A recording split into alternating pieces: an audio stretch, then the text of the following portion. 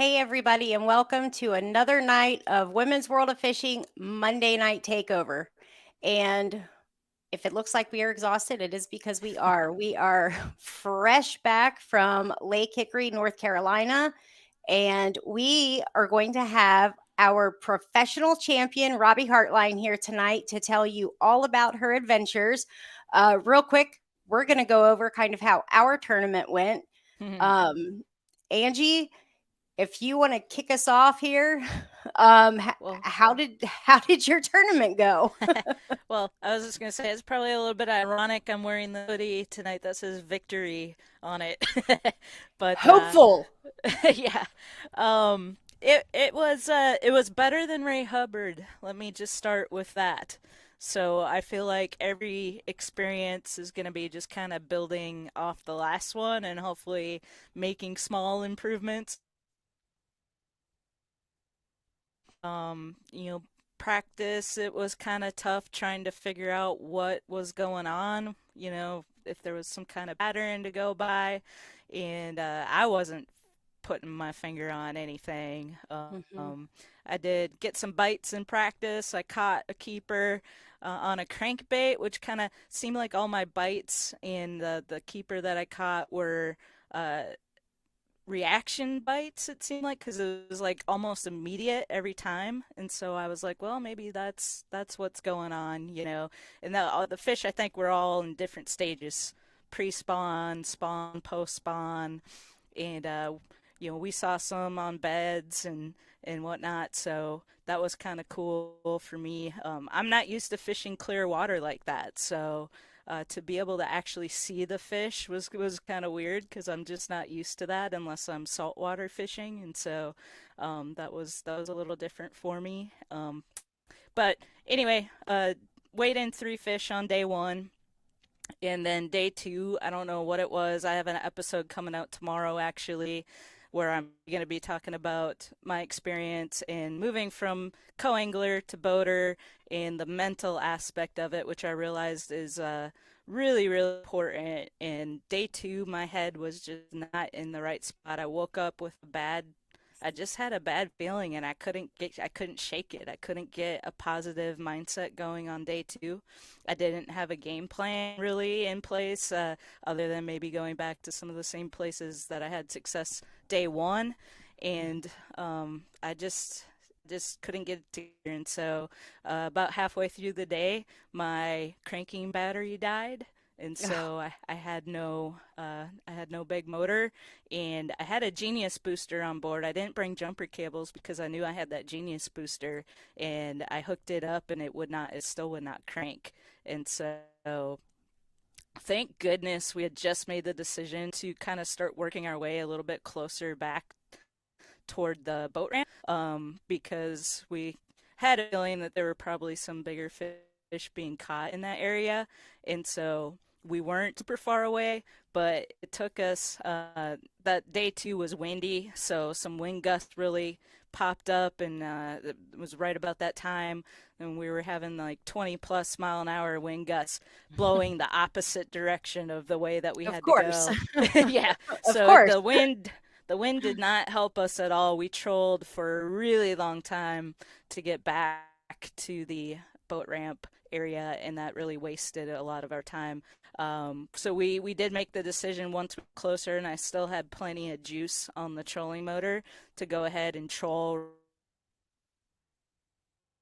area was the no wake buoys, and just see if we couldn't scrounge up something in that area. My co-angler did catch one already earlier in the morning off a dock, so glad that we weren't completely skunked.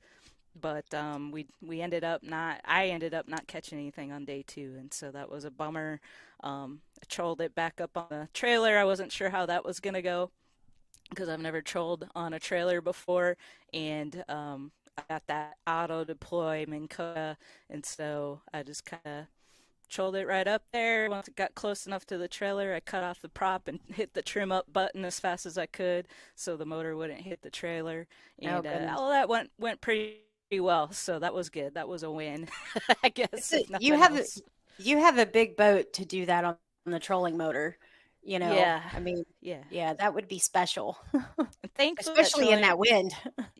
thankfully the trolling motor is powerful enough to really do well controlling the boat, but it is hard. I mean, there's a lot of surface area on that boat to get blown around by the wind, and so that's definitely a challenge on wind days. So hopefully Cane River won't be windy, but it probably will be. So we just gotta deal with Right. it and Or practice. maybe we'll fish in snow. I mean, who knows? Yeah. I mean, at this point, um, Yes. So how yeah. about you? I mean, I practiced with you, Hmm. on Tuesday. That was the only day of practice that I had, and um, I was with you. I kind of thought that we would at least be able to in the morning um, get some kind of reaction bite. And my first keeper on day one did actually come off of a crankbait, and it was super early, and it was right after my boater had caught her first keeper. Um and but that was the only fish the entire tournament that I could get on a reaction bite. But day two, I don't understand when that wind picked up and those clouds were in. I don't understand why spinnerbait, chatterbait, um, I don't understand why we couldn't get bit. I fished with Terry Sendrick on day two, and me and her, we were just like, what is going on? Why will they not take this? Well, this doesn't make any sense. And we did have occasions where they would come up, and it was almost like they were hitting it, knocking it, but they wouldn't eat it. Well, I take that back. Terry actually did catch a spotted bass on a spinnerbait. I swear he was that long, and and he had the entire spinnerbait in his mouth, and Oh my gosh. and she was just like, this is a joke, and she threw him back. But I think that was the biggest surprise for me, was that last few hours on day two, and that window not opening up for a few reaction bites. But I think my day one was pretty similar to everybody else's, unless everybody else was just throwing out Cinco because it was the easiest thing to say, oh, caught him on a Cinco, caught him on a Cinco, because I did, in fact, catch him on a Cinco, like for real, like cross my heart. I caught him on the Runkle Pro Bite. I was throwing it in black. And, I don't know if that made a difference, but I caught several, missed several. Sorry, I have Oh, been coughing since I've been back. hey, let me Um, grab that bait real quick to show everybody that I did catch two of my keepers off of on day oh, one. I've from got your it friend? right over here. Yeah, From, so let me show okay. everybody. Yep. Hold on one second. I'll let you kind of keep talking about your day and I'll be right back. Okay. Um, but, like I said, I don't know if everybody was really catching them on Cinco's, um, or what the deal was, but I really did catch my fish on a Cinco style bait. And that was really all that I could catch them on after that crankbait fish. So, um, day two, couldn't get a bite on it to save my life. Couldn't get them on any creature baits. I did not get a bite on day two, except for the last, I think it was 45 minutes. I caught a really nice catfish. And that was it. I mean, seriously, that was it. I weighed in two fish on day one, and that was it. So I So, definitely wasn't happy. yeah, it was definitely I can relate with how you're feeling right now. So So this bait actually is a little different than the one I caught it with, but kind of the same concept. I had the shorter 4-inch version when I lost all of them on day one, and that kind of got in my head too because I knew the bait that I caught all the fish on. I was out of. I didn't have any, and so I didn't know. And although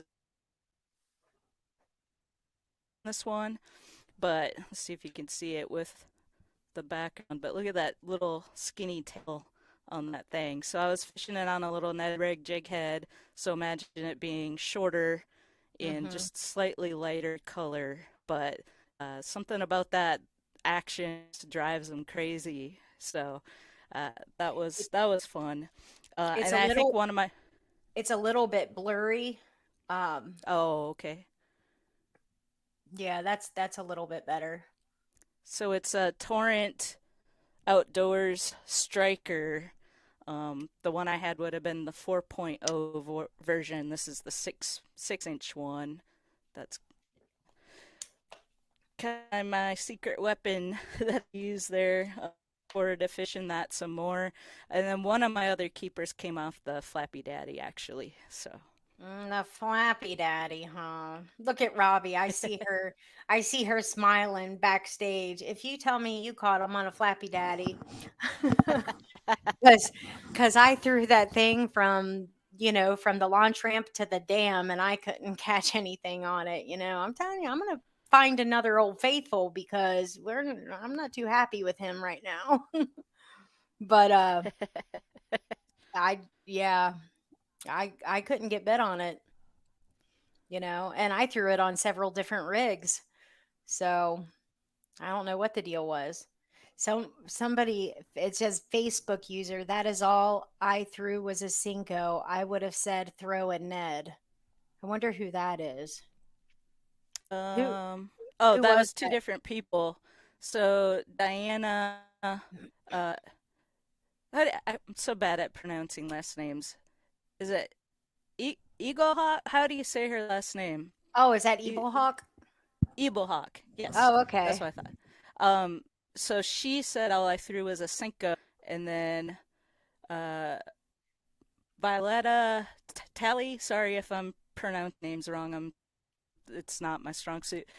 She said I would have said throw a Ned. So Oh, okay. Well, hopefully, if we play our cards right, we might have Evil Hawk on next week. Maybe if we're really nice. But awesome. I knew, I mean, I was catching them on a Cinco. I had talked to a few other co-anglers that had told me that they were catching them on a Cinco, and it just made sense because there was many docks, and Pam Ridgel did really good. And so I thought, Cinco on a Right dock. up to where nobody Right. else could get it. Right. Well, and that's definitely something that I also think of, and being her co-angler, it's like, okay, how do you pick up fish behind Pam Ridgel um on a dock? But Sheer luck. right. So, I mean, this was definitely I learned a lot in this tournament, and I think that as we bring Robbie onto this, like on and she starts talking about the decisions that she made as a pro, um it's definitely I'm going to be making mental notes along the way because um a lot of the waters that we fish here, it's so easy to say, pick up a crankbait, pick up a spinnerbait, pick up something that's moving when the fish aren't biting, because we don't have, like in my immediate area, we don't have a lot of points. We don't have a lot of stuff like that. So it's easy to hug the bank.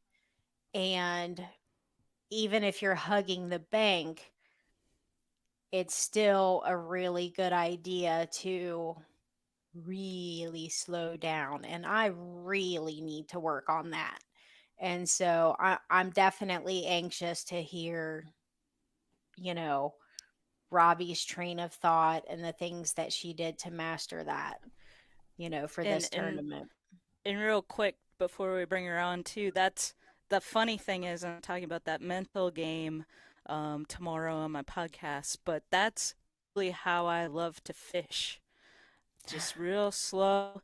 And did I do it in this tournament? No, because in a tournament and I gotta go fast and I gotta find these fish and I gotta catch something and I've got a coangler back there and I got all these things were running through my head and now I'm just like kicking myself.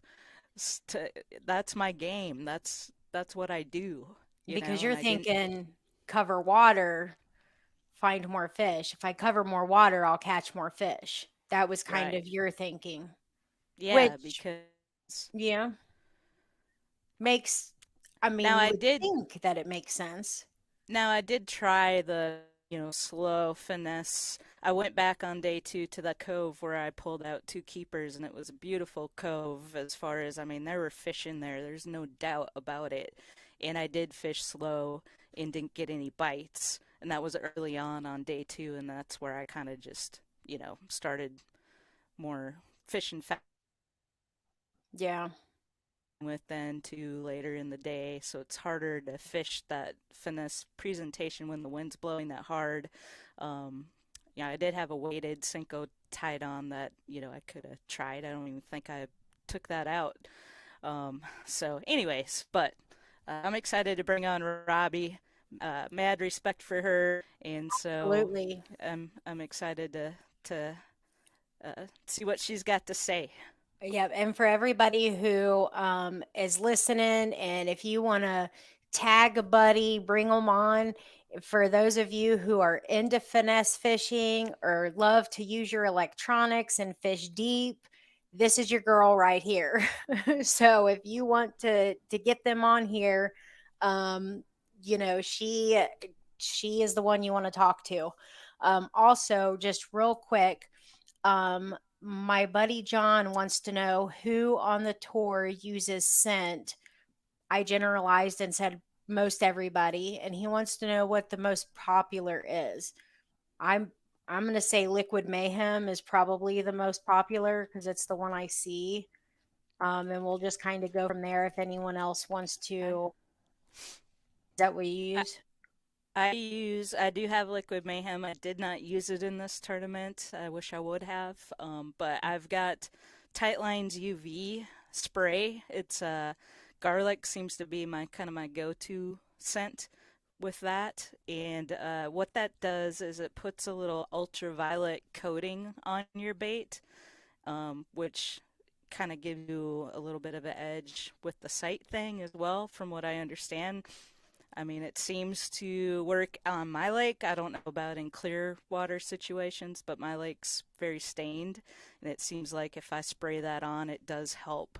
I get more bites when I do that, so they can supposedly see it a little better with that ultraviolet, but that's just kind of my experience. So, And I never hardly use the scent.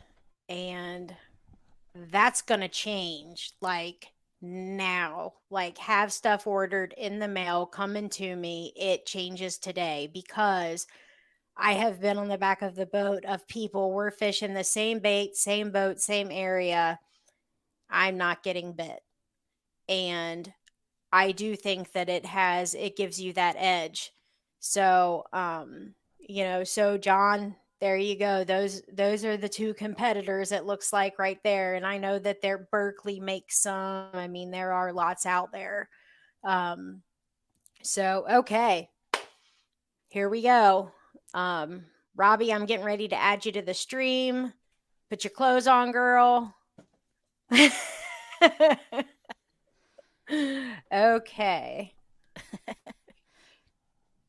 Where? Okay, here we go. Am I on? Okay. Yes, you are on. Thank you so much for coming, Robbie. Well, you're so welcome. hey, Thank you for having me. You did amazing this tournament. can will you just be honest with me about your practice? Because all we were told is nobody was catching anything, and then I see pictures posted of Well, fish caught in practice. so for me, I actually went down the weekend before dead water, Mm-hmm. which was really a godsend because we had so much bad weather during practice week. It really helped that I had that time on the water, even though there was a big rain out one of those days, but it allowed me to cover more water. When I prepare for a tournament, I'm a pick it aparter, and I really like to go into regions and I try to figure out where there's more fish and where there's the best fish, because sometimes where there's more fish isn't always where the best fish are. And so that's what I did. I covered some water before the dead water. I went and visited a friend for the week and then came back. And that first practice day, I caught so many fish on that day. It was scary because you don't really want to catch that many fish. But every time I moved somewhere, I would catch more fish. And it was like, oh my gosh. And then for the next 2 days, I couldn't hardly catch anything. But I was fishing all different parts of the lake. So on the last day of practice, the half day, Wednesday, I just decided, I'm not going to go back and refish where I had success. I'm going to leave it alone, and I'm just going to take the morning off, and I'm going to get some rest and hope that when I go back out there, it'll play.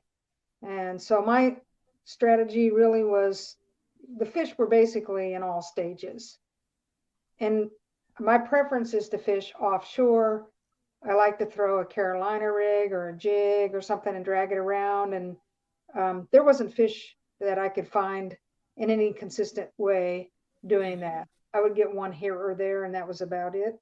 So I tried to abandon that, although it's my favorite way to fish, so it's hard to not do it.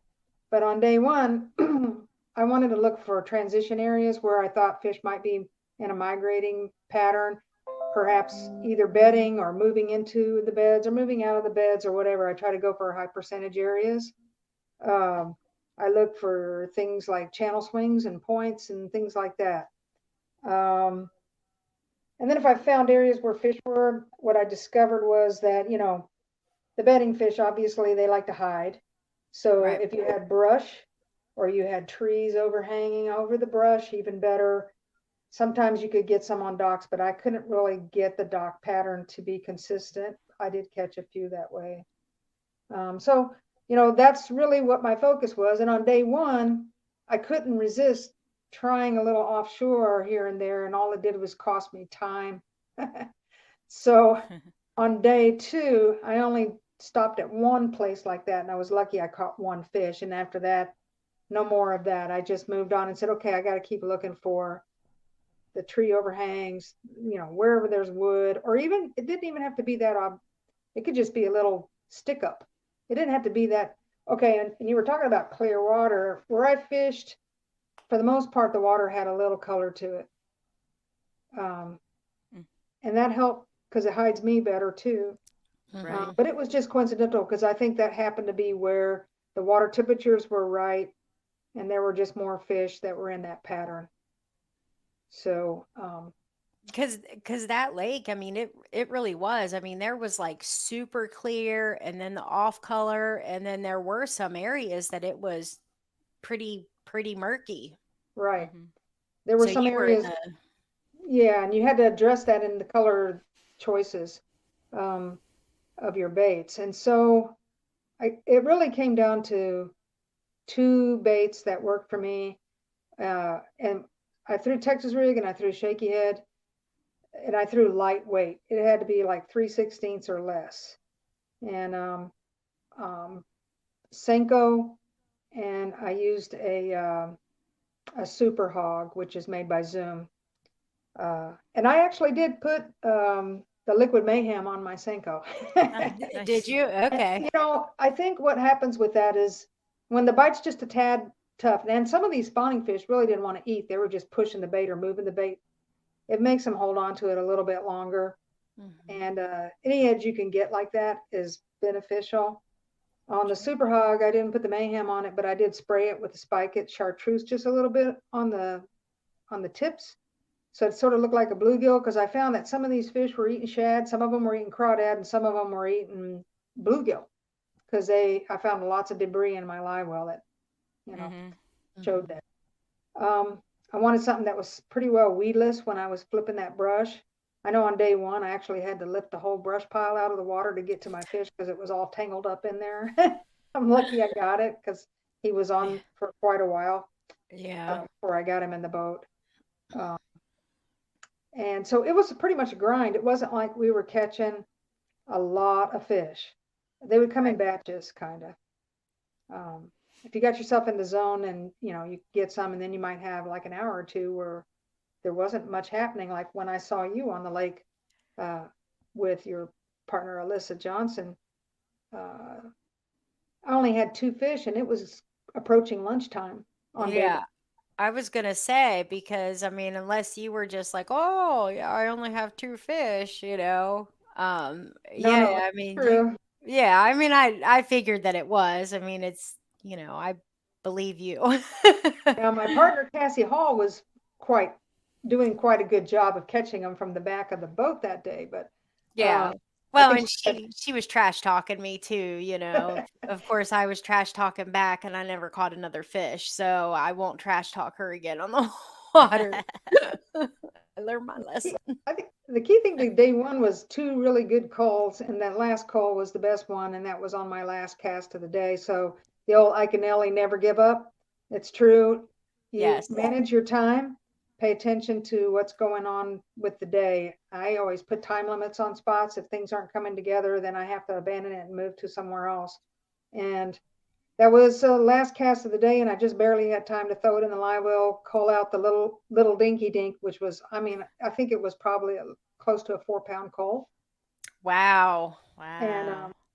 I know, and so That's we made it in, and it was a really, really good day.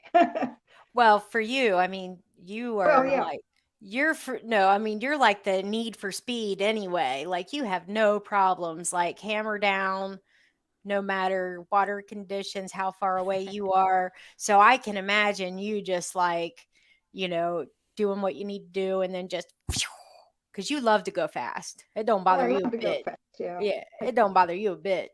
Well, with the boat that I have, the Ranger that I have right now, it's a pretty steady eddy. It is very comfortable ride. It's not necessarily Yes. a rocket, but it rides so good. So I know what I've got, and I know what I got to deal with, and I keep an eye on the clock. And you really don't want to get caught with your pants down out there where you come in a minute late and you don't, you can't Right. wait, or you lose pounds. Yeah. So yeah. Totally agree. And then day 2, I started in the same area where I started day 1, but I blew off a lot of the offshore stuff. And um, with that wind that we had on day 2, I went to a spot that was just a little place, and I didn't fish in it during tournament. Actually, I hadn't fished on it since before Deadwater, and I just thought, well, it's small. I could pop in here, and if there's nothing there, we didn't lose much.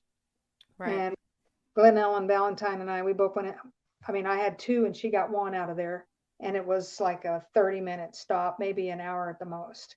So that was really good. That helped a lot. And, it was just one of those days where it was a fish here and a fish there, and they were the right fish. So that was the important part. Lucky that I didn't Nice. have to resort to, weighing in undersized fish. It was just, somebody was looking out for me there. The So big guy was looking out for us. so on day 2, you didn't go back to where you ended on day 1? I did, but I That's didn't where catch a huge fish there. But in fact, Glen Ellen got 1, but I didn't get anything in there at the end of the day. It just didn't play out this time. We saw fish. I saw a bedding fish. Because sometimes, even though you can't see in the water, you'll see that flash.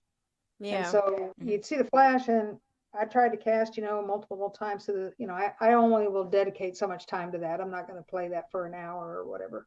Yeah.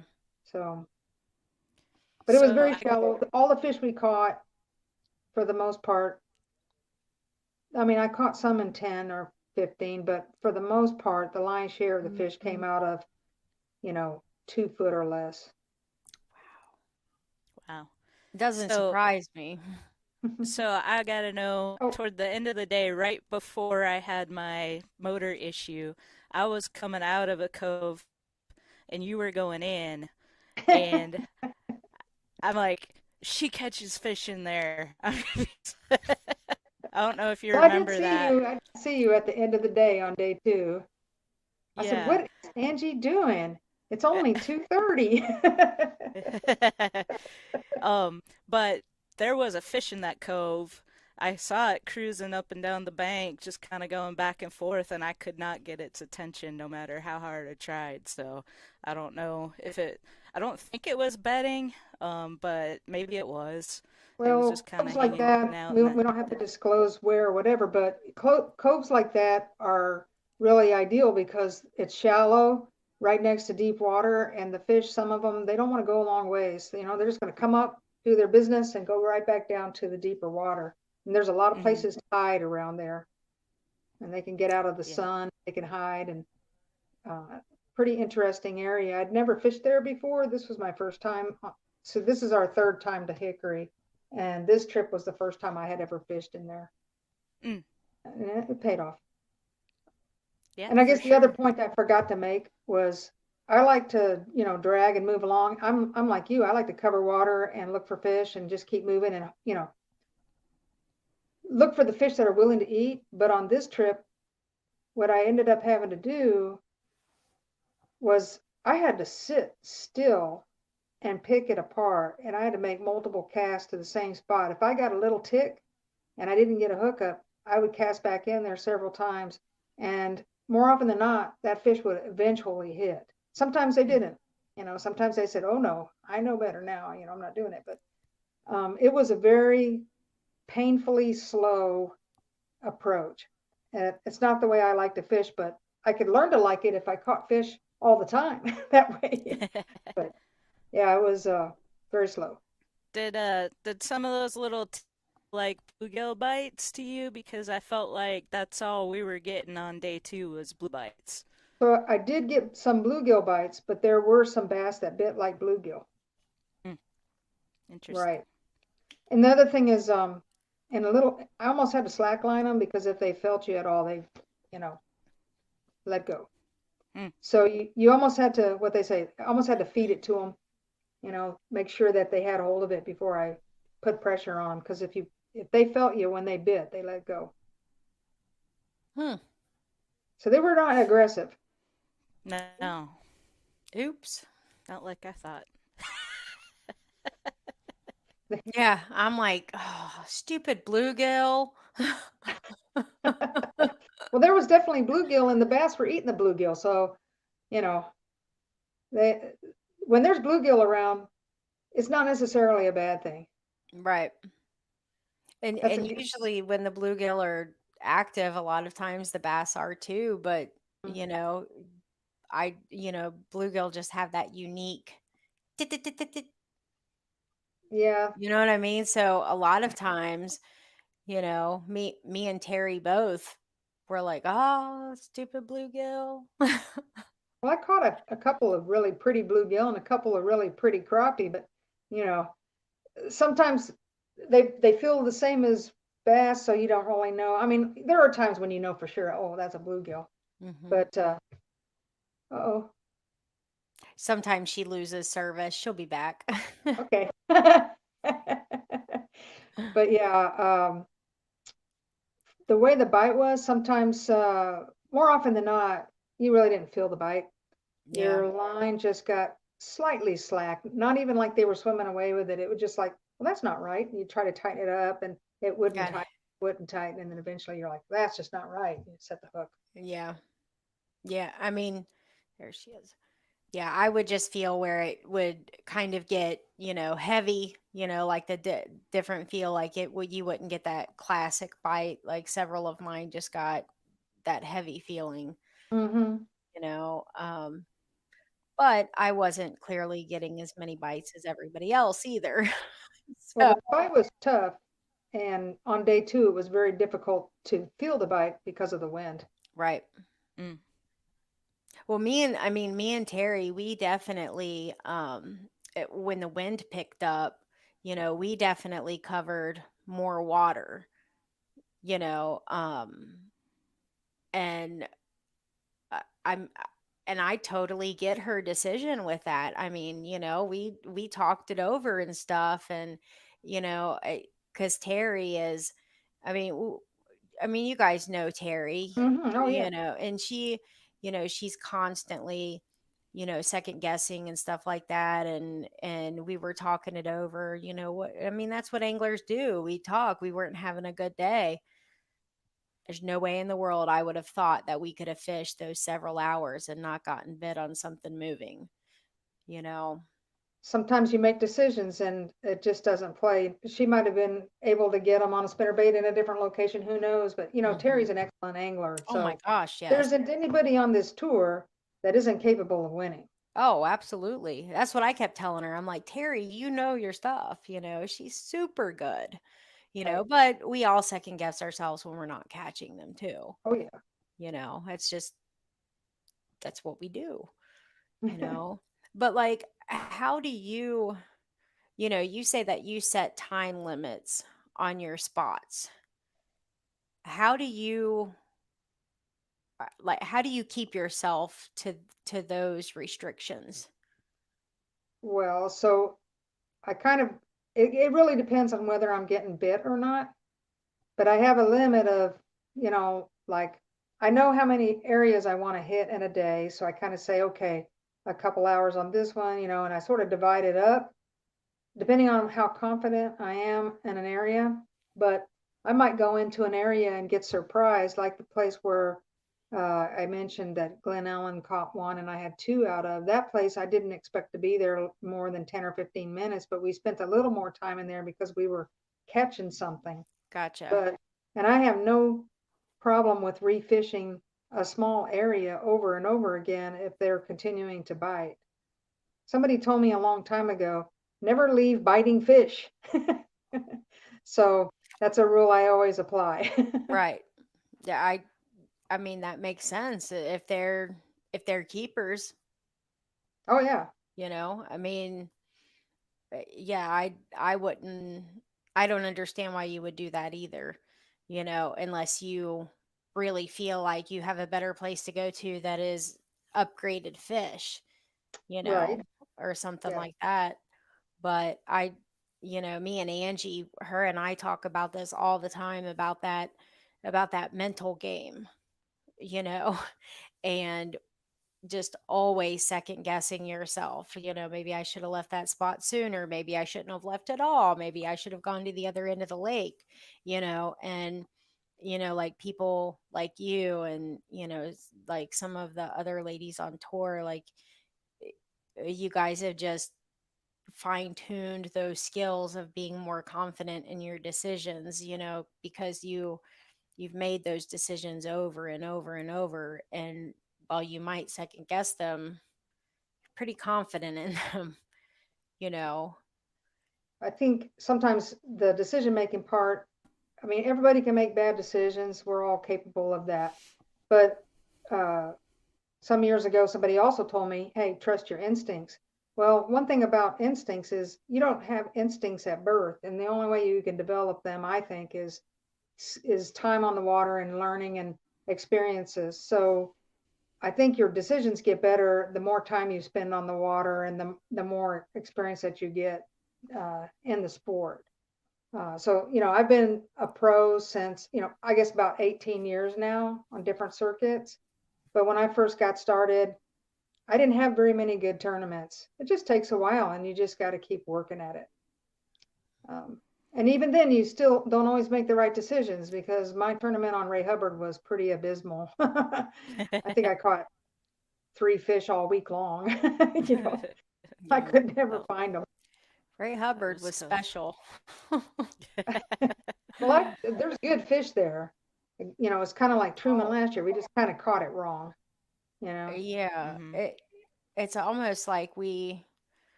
I don't we're plagued or something, like we bring Well, the fronts with us, or like, the whole year is everything's behind schedule everywhere. I think we're oh, about 2 weeks behind. And so yeah. Ray Hubbard ordinarily would have been on fire when we were there, but they were still pretty much on the very early stages of spawn. They weren't really locked in yet. Well, And, they had just had that snowstorm or the ice right, storm just a couple right. of I mean, weeks earlier. yeah. Hmm. So I think So, they were in a better place on Hubbard, not Hubbard, on Hickory. They were, but there's still, well, there was fish in all stages, but give it another couple weeks and I think the bite's going to be even better. yeah, I Mhm. hope so. I need all the help I can get. I need them to be like suicidal. I need them to be like, "Hey, I really just want to eat something fake today. That looks about like the fakest thing." But, for for your for your fishing style, I know that you said that you like to drag, you like to go slow.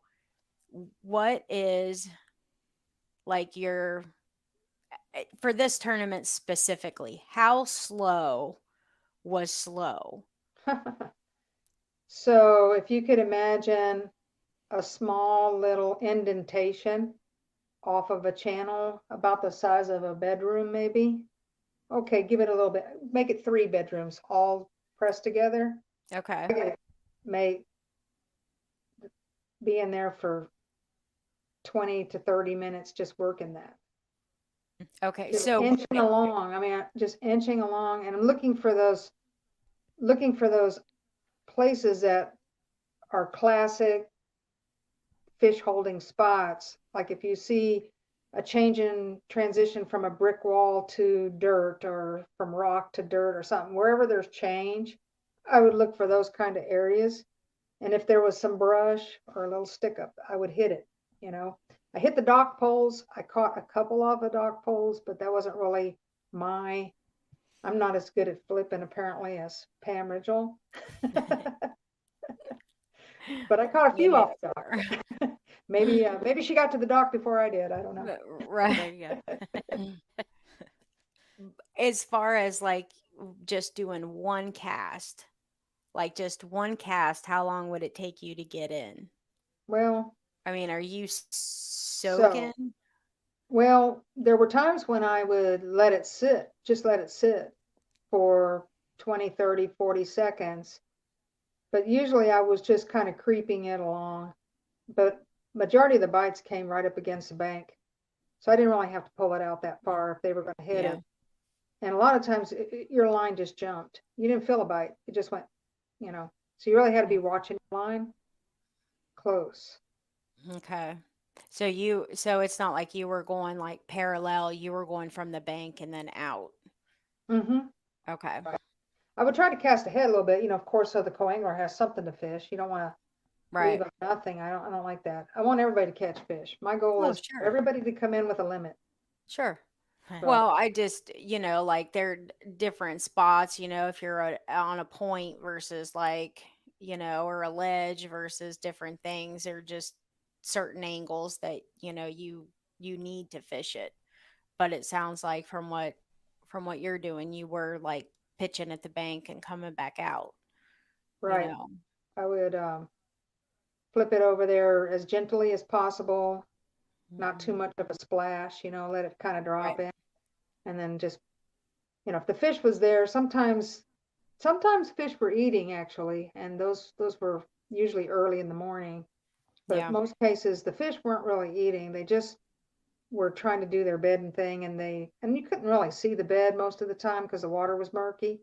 You might see a slightly lighter color spot in the water. You could see something that looked like a plate, but it Right. was Mhm. not clear what exactly it was for sure. Whether there was a fish there or not, you didn't know, and you would just flip to it and see what happens. Usually I go past it and bring it in from the back, and hopefully they pick it up. But um, I think the bite was best in the So morning. fancy pants fishing said, "Give me hope that I can keep proving the sport is so very humbling," and I can relate to that. It is That's one humbling. thing. That's the thing that why I decided to make this leap to boater is simply I'm so busy. This forces me to have to fish. Otherwise, I don't think I'm going to put the time in to ever make big improvements. And so that's one thing that the LBA just forces me to prepare for these tournaments, and hopefully, I keep improving on each one. I can tell you, like I said earlier, Lake Hickory was definitely better than Ray Hubbard. And so if I can keep making those small improvements each time, maybe I'll get to that point someday. But even after you get to where you feel pretty good, you're still going to have humbling experiences. For sure. But that's the key, I think, is getting out there, trying different things. Another thing that I did in years ago mostly, but when I was just learning is I would hire a fishing guide and Hmm. go out on a lake and just learn new techniques.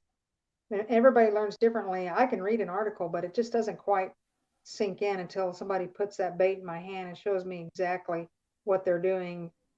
That I'm watching the videos the same way. You can see it, but when you're out on the water with somebody, it's very helpful for me anyway. Hmm. I So agree. somebody had to show you about how to use a Flappy Daddy. Yeah, Can I please tell everybody about that? sure. So Robbie was one of the first pros that I had ever pre-fished with. She was the first person that I actually physically met from the LBAA. And when we went out to practice, I had caught a lot of fish off of the Flappy Daddy. And so I had given her, I don't know, a handful of them to take out with her the next day. And she comes back in and she and she says, "This is the most do nothing bait I've seen." And I'm like, "What are you talking about? Let me see them." And I go over there and I'm looking at it and I'm like, and the legs were still like, you have to pry the legs apart. You know how a lot of them they come and they're still, plastic taped together. And so she didn't pry them apart. And so she's like, "Oh, man." So she hadn't fished with them that long and looked at it that close. So it was just kind of funny. I tease her about that all the time. I think that goes all But the way back to my early years of I really wasn't very good at it. well, you were good back then when I pre-fished with you. Well, anyway, that was fun. I remember that it was on Lake Dardanelle, I believe. Yeah, it was, I mean, it was a decade Arkansas. ago, but you Yeah. were good back then. Well, just keep working at it. That's what, there's so many baits out there. You can't master them all. I think a friend, Leslie Anderson, who's also on the tour, always talks about the progression of what anglers go through to grow. And there's just steps, and so, I fished as a co-angler for a number of years, and eventually I felt like I need to do this. If I don't do it now, I'm not getting any younger. So I jump in the boat, and I struggled for quite a few years actually as a boater, but at least I felt like I was out there making my own decisions, and I didn't have anybody else to blame but myself if I didn't do well, and I really enjoyed fishing as a boater. I love running the boat and making my own decisions, and I'm kind of analytical by nature, and I love to peel things apart and figure them out, and kind of put it all together and put my own plan together. So my advice to all of the ladies or anybody that's guys, if you're going to take up bass fishing, just take it stepwise and don't try to rush it, but don't hold back and don't ever take the leap. Go for it. If you want to get in that boat and be a boater, do it.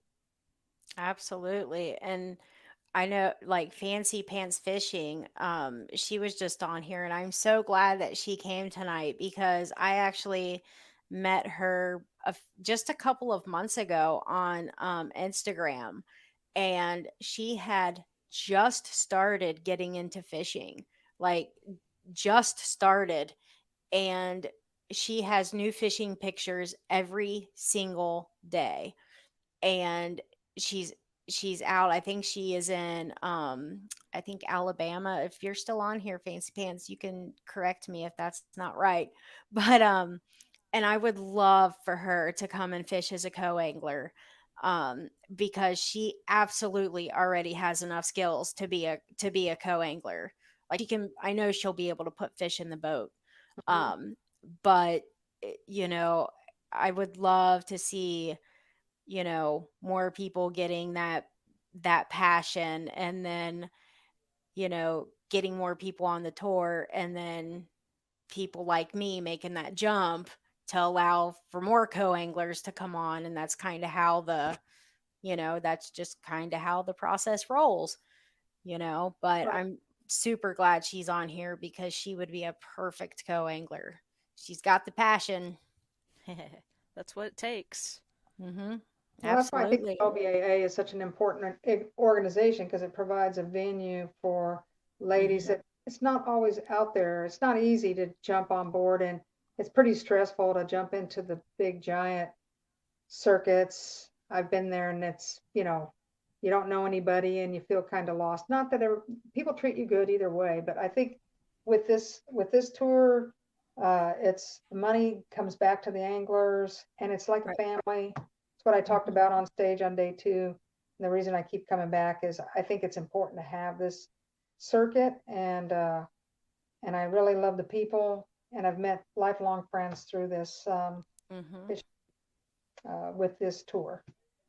Well, and like, I mean, that on day 2, during the prayer, Noella got all choked up because she was, saying a prayer for one of the anglers. We have several anglers that are dealing with multiple things. We all know about it. We check in on each other all the time. So it's definitely something that goes well beyond fishing. It's competitive, and it's definitely about the fishing, but it's definitely so much bigger than that too. Mhm. So it's a lot of things. And I think that a lot of us, you know, see it as a sisterhood too, you know. So it's definitely something that's very unique and very, very special that people don't realize until they're there. And we've seen a lot of new people this year between Texas and North Carolina, and I think more people will start showing up, and I think a lot of people are going to start staying because of the people, you know. I'm looking forward to Cane River. I think we're going to have a really good turnout there, with it being our wild card event, and the Hmm. opportunities for anglers to make it to the classic. Even if you don't make it through the Angler of the Year process, there's several other ways to get into the classic, which is a no entry fee tournament. It's a big opportunity. So I'm really anxious to see how many boats we end up with, but I'm hoping that we get close to 30. I think that's a good, reasonable goal. Might be lofty, but still, I mean, I'm hoping. It's Maybe more. I possible. could be surprised. Well, I'm going to go into it thinking um that the fishing's going to be terrible, and I'm going to show up with bananas, banana Oh, chips, banana pudding, banana pie. Um, I hope I don't draw you then. you know what? I Nobody is taking my bananas away. It is a death sentence to I think I made anybody. you eat your banana, didn't I? Huh? I made you eat your banana when you fished with me at Ray Hubbard, Yes. didn't Yes, you did. I? The kiss of death. It's only the kiss of death if you make me get rid of it. It's a medical thing. I have to have my Oh, nanner. I'm sorry. I have to. It's Well, not if you would really. have explained it that way, It's not really. then I would have. I'm totally lying, but it is a favorite, morning breakfast or whatever, but everybody who says you can't have it or you must eat it now, I, it's like you're jinxing yourself for the day. Well, that So, was my best day. it what? It was my best day on Hubbard when I made you eat your banana. But anyway. Was it really? Yeah, that was pretty bad. I won't even get into it. I think we should put that one in the books and leave it alone. I was Uh, gonna say if that was your best day, then you were probably still plagued. Because yeah, yeah. We should keep bananas. Everybody should just undo that whole silly thing. I'm just saying. right. I'm gonna bring bananas for everybody. Hmm. Oh, Fancy Pants. She says it gives me hope that I can keep improving. Oh, that's what you read. Yeah.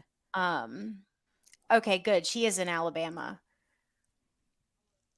She says, I was just talking to my friend about it today for the 2022 season. Oh, that would be amazing. Yes. And Yes, you are so very welcome for the kind words. I meant every single bit of it. Like you heck, go meet us in Louisiana for the wild card. You might end up in the championship. that's correct. I mean, if you ended up winning, actually first or second, right? Uh, First place Maybe is it's first guaranteed. place. Yeah, Yeah, if you come in first place, you might end up in the championship. So, I mean, it's always worth it. And then John, we will be fishing June 17th and 18th. And that's going to be at Cane River in Louisiana. right. And it's the top pro and co not already qualified through the Angler of the Year Mhm. standings. And then they're going to draw another pro and co that didn't qualify, that fished all the tournaments. Mm. And if there's none of those, then they'll go down the Angler of the Year. But so for somebody coming in for the first time, they still have a chance. Absolutely. Right. Hmm. No, it would be And that's Logan amazing. Martin, for anybody wondering what classic is. Right. So I'm excited about that because hopefully I make it, but the closest one to me. So Well, Right. it's that'll a be wonderful cool. place to fish too. I I've love that heard lake. many things, great things about Logan Martin. So I have too. I've never been there. And Angie, we better like say some prayers to get into the classic. Like, if there are fish gods. I'll never Oh, give up. I mean, it could mm. happen. Oh, it absolutely could. We So, need yep. one heck of a cane river, you know. I'm practicing my flipping and my pitching and punching and my skipping and all those things. Starting over. Yeah. Yep. Yeah. there you go. Well, Robbie, I really appreciate you coming on tonight. I know that the Monday after getting back from a tournament is always the hardest show to do because we're all so tired. I almost didn't wake up in time to do the show.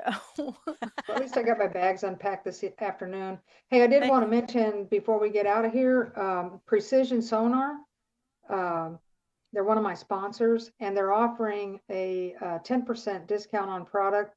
You can either order on the website or call them, and there's a phone number on the website, and there's a promo code. I think you put it up there already, but Yeah. it's Hartline 10, and they've got some excellent mounts for your electronics, and they can make it work on any boat.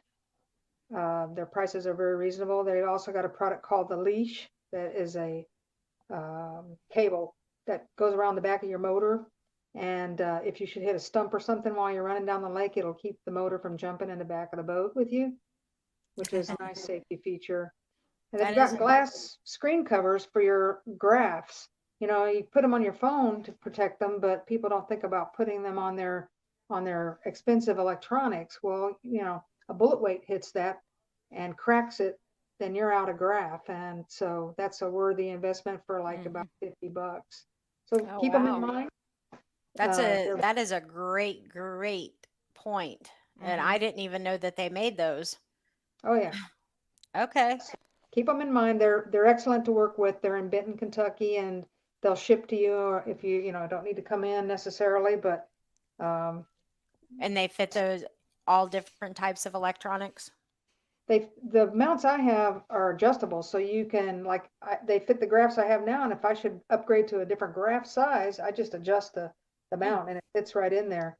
Okay. And they're pretty much custom to every boat model, even like they have a range of models that it'll fit, but then the new L model required a different one, so they modified their design so they have them for the L now. Well, there's a lot of different makes and models of boats out there. If they don't already have a mount that's suitable for your boat, they'll create it and make it for you. Oh, wow. Okay. They're beautiful mounts. They're very Yeah. well. Okay. Yeah, that's good to know because I'll look into that because we know how I am with setting the hook. I'm bound and determined to put a bullet weight through one of mine eventually. Yeah, you are quite the, yeah. I Yeah. mean, I'm It, not sure it's even safe to be in the boat with you sometimes. oh, I only actually hit people with a fish. I don't actually I haven't hurt anybody yet. No, but That's I do think I have been hit in the back of the head with a fish once. Maybe. Oh, wow. I certainly saw one fly over my head once. oh, from me. Yeah, Yeah, that doesn't surprise me. I've hit Terry a couple of times, but whatever. It's all part of the game. that's right. At least you Well, hooked them. There and you go. that it's also always good to have some sort of eye protection so Oh yeah. bullet comes flying. And one thing I will say is those Runkle sun polarized glasses really were a game changer for me on Lake Erie because I'm on practice and I had a different uh, polarized, but I could as good as you were. And so tournament day, I switched out my Runkle glasses, and oh, I could see those bedding fish and stuff Huh. on tournament day. So, good stuff there from You have Runkle. to show those to me next time I see you, like at Cane River. Yeah. Leslie Leslie is the one that won the oh, you don't live by her No, anymore, but she's Le the one that won them in the giveaway. Leslie, Mhm. are you sure? I'm positive Hmm. because she was seeing if they would fit over her regular glasses. I'll have to touch base with her then. Yeah, have her but we are I'll going to talk her be out of those sunglasses. but we actually those will probably want to be one of the first giveaways that we do on our show, because I've been getting so many questions about them because I did a video on here and on my Facebook about a bedding fish that I had seen. And on the video, I took my cell phone and I was pointing it right at the bedding fish, and it was a female. And so I had it like that. And then I took the sunglasses and I put it right over my phone camera. And Hmm. then there she was, Wow. Boom. just clear as day. And so I've gotten a lot of questions and stuff. And so that'll probably be the first giveaway that we do on the show, because Cool. they're a hot topic right now. But so they're good and they're not expensive without. Mm-mm. I mean, I we both have a 10% off code. Mine's BJ Harris, and what's yours, Angie? Can't remember right now. Yeah, I'll mine's have to look it up. yeah, mine's just BJ Harris. And it's 10% off, but even without a code, they're only like 24, $25. Huh. They're not expensive at all. But that link will be in the when this goes to straight to YouTube, it'll be in the link, and then it'll all of your um sponsors will be, and the information that you sent me will be in the description as well. So I'll put the Runkle link in there too. So if anybody wants to look at the glasses or anything else, then they can do that as well. But the glasses are worth their weight in gold. I actually have 3 pair, and I have another on the way. Well, that's a And my bargain. code's TWA10 run. A little bit harder to remember, but it's the woman TW. angler TWA Oh, okay. I'm 10. like TWA. A Like, private? Oh. yeah, that's that. Okay, that's why that like rang a bell. TWA. Yeah. Oh, just real quick, Robbie. Mhm. My friend John, he wants to know what you think about the Garmin Live. Love it. I, look, it didn't really help me in this particular tournament, but last year at Pickwick, it was a game changer, totally. Because I was fishing offshore, and I had an area where I was casting a big worm, and I really couldn't see those fish, but I knew they were there. Well, when that bite got slow, I looked down at my Garmin and there was fish all underneath the boat. And I'm like, I want to drop shot these fish. And sure enough, we were pulling up, 2 to 4 pounders under the boat. And that bite would slow up and then I go back to casting again. I could just go back and forth. So now I use that Garmin when I always have it on. And if I see a brush pile or whatever, if I see fish, I pull out that drop shot, drop on them and see if I can pull one up. And I did pick some up that way in practice, but it wasn't a strong enough pattern to rely on. I still had the thing out on the deck just in case, but I love it. I love that. Them things are just expensive. Well, they're worth it. You can see the fish wagging their tail. You can see the fish coming to your bait. And then it's like, you're just sitting there going, come on, come on. And then when you feel the bite, you got them. I can see Angie being like, "Come here, Buck Owens." No, that's what we named her bedding fish that we had seen in practice. We named it Buck Owens. So I can see her calling it like a little puppy. But it's hard not to get excited when you see them on the graph like that. I have no doubt, but that I'd have to be doing something illegal to get me one of those. That's no matter how good the electronics is, it seems to always get better though. See, and that's the thing. It's like I just got the mega imaging, the down and the side and all that stuff, and now it's like, psh, everybody else has got the Panoptics and all that. Well, I still use my Lowrance and the structure scan and all that. It's useful. I don't have Garmin all the way around on the boat, but I did put it on the front. And it's do you have the perspective view on yours? I have the Panoptics. Okay. The live scope. Yeah. Does that, and you can turn it flat to get that perspective? I don't have it set up so that I can do that. Okay. It's just left and right. Gotcha. The only thing I've thought about adding, and I'm not sure if I will ever do this, is the independent control. It would be nice to control that transducer independently, and they make devices for that. I just haven't invested in that right now. I've heard plus and minuses about that, actually. Yeah, I think I've been on a boat where he had it, and it was kind of nice because you could spot lock with your Ultrex, and then you can use that because sometimes depending on the wind, when you spot lock, you're going to sway a little bit, and every time your trolling motor head turns, you lose visibility of what it is you're trying to see. So being able to lock on to what the target and letting that spot lock just keep you where you want to be, and sometimes swinging back and forth, it works out. What I end up doing is taking it off spot lock momentarily so I can continue to see what I want to see if I do. Or just trust that it's there. Cast where you saw the fish and you know that they were there. They haven't moved just because the head of the trolling motor is moving around. Right. Okay, fine. I'm getting one. They're a worthwhile investment. You don't have to buy top of the line. Just get one that does what it needs. I don't have touch on mine. I've got a 10 inch, and it works really good. Fine. And they have good deals. And easy to use, look, too. If you reach out to High Tech Outdoors, they run, especially in the springtime, they run specials and stuff like that.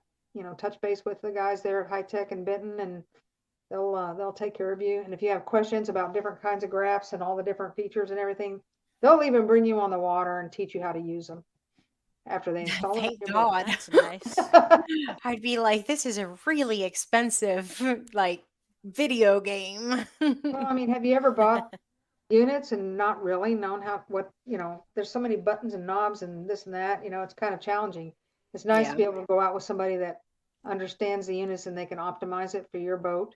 Oh, absolutely. Show you how to use it. And once it's set up, you pretty much don't have to change a whole lot. Right. No, that's awesome. Maybe not this year, but maybe next year.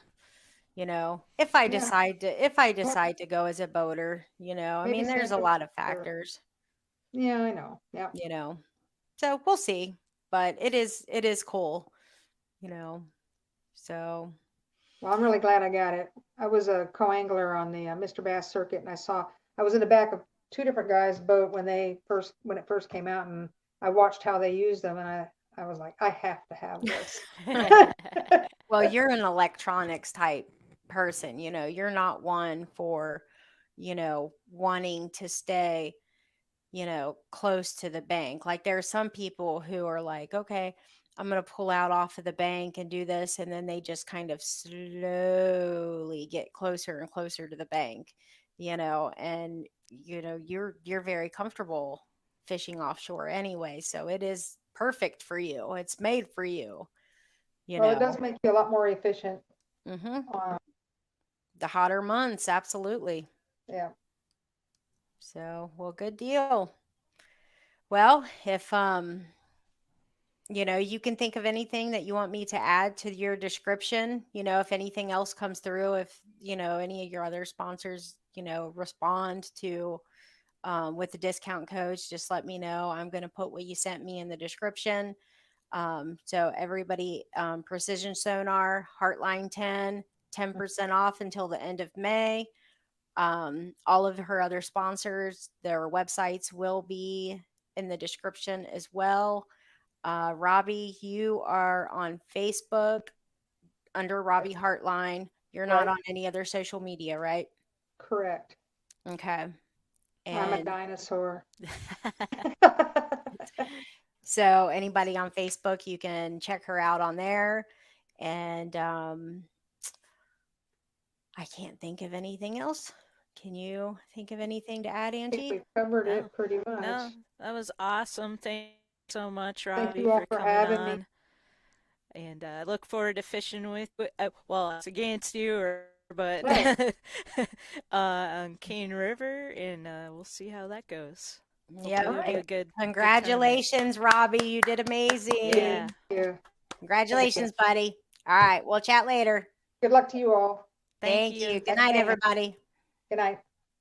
Good night.